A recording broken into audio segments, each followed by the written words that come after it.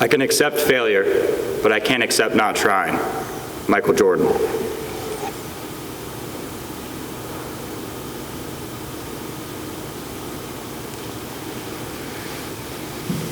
Without pressure, there's no diamonds. Baker Mayfield.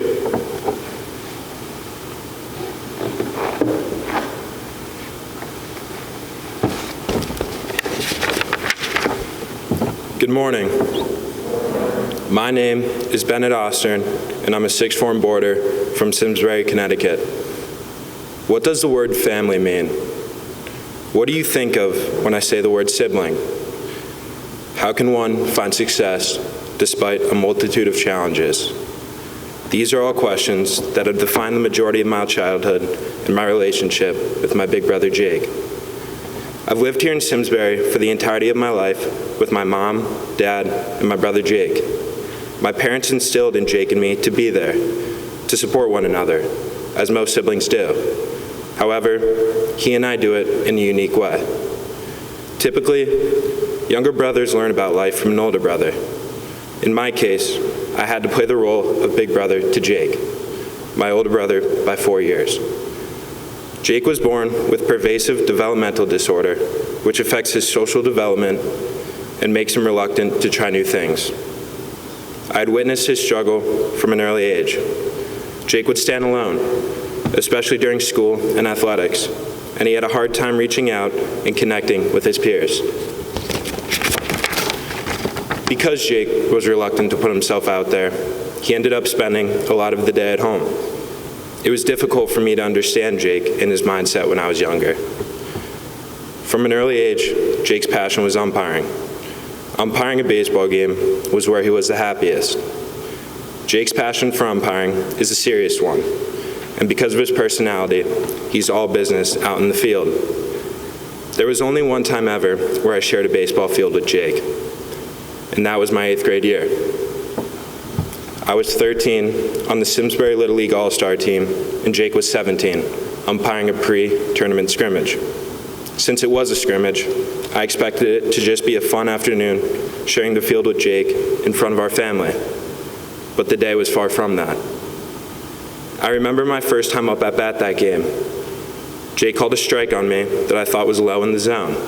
So, just as any little brother would do, I turned to him and exclaimed my frustration with his call in a fun, bantering way. Jake, however, turned to me and threatened to throw me out of the game not even 10 minutes in.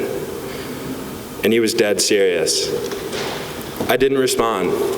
Instead, I stood there and questioned what just happened. Why would my brother snap on me like that in an obvious joking situation? Why would he take my protest to such an extreme?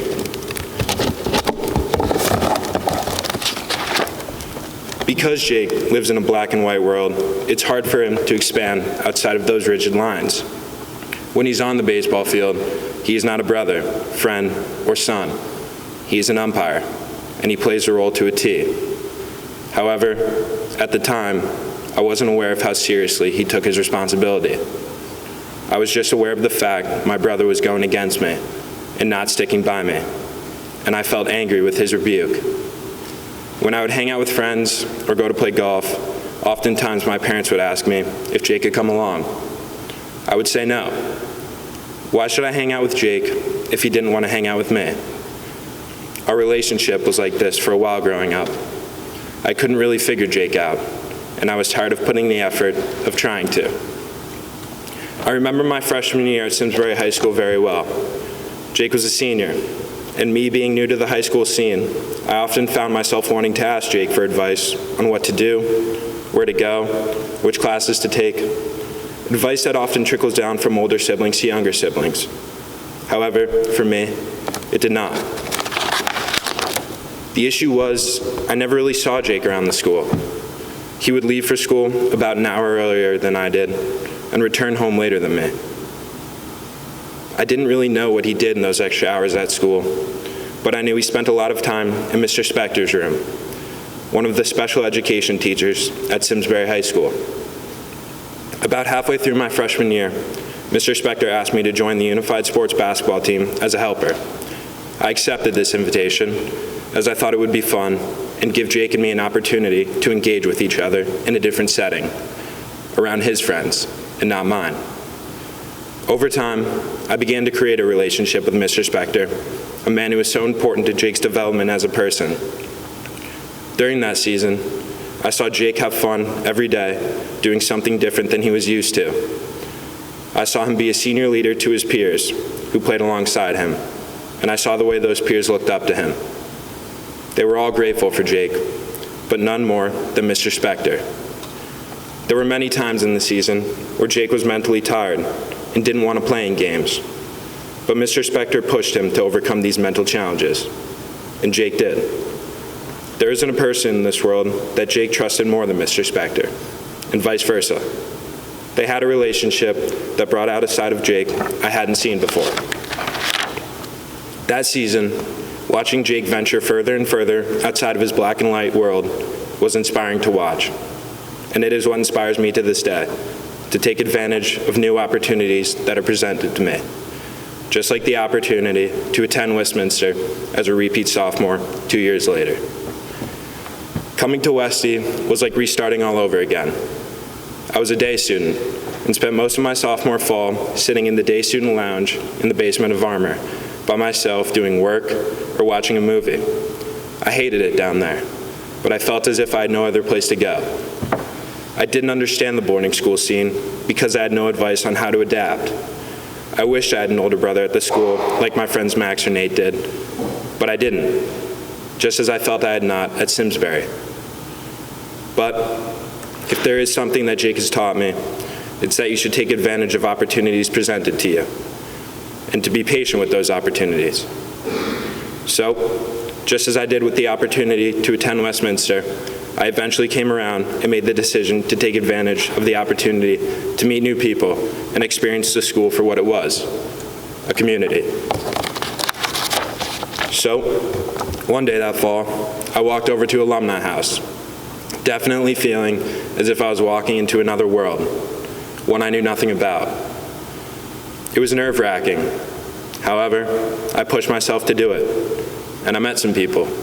And 2 years later, I'm now living in Alumni on a campus less than 10 minutes away from my house. It wasn't the beautiful cement brick walls that brightened up the dorm which swayed me to becoming a boarder.